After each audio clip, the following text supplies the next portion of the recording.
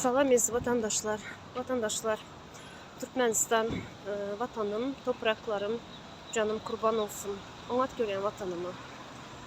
Ama böyle vatanımda adalet işlemeyen, adam hakları, çağa hakları işlemeyen kaysi edaranın kapısını çalsanız her yer korrupsiya olan, yalan, oğurluk, cinayetkeşlik, öz vatandaşına hak töhmet bilen türmeye atıp ya adam insan haklarını yiyen topraklarda doğulanım için bu benim günahım değil, günahkar değil ben buna.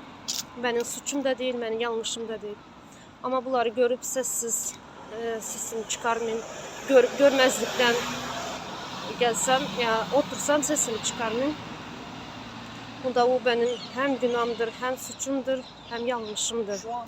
Ve bu sadece bana değişidir. Bu her bir şu topraklarda, Türkmenistan toprakında doğulan her bir vatandaşın değişli.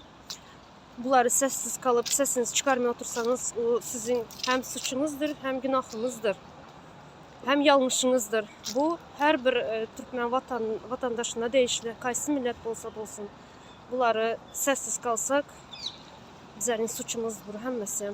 Bu ben düşüncem boyunca hakkını soramak ve bunlara göz yummamazlık her bir vatandaşın mukaddes borcu diye düşünen, sesini çıkarıp her bir vatandaşın yanında durmak, her bir yanlışlara, cinayetkeşlilere sesimizi çıkartmak her bir vatandaşın borcudur.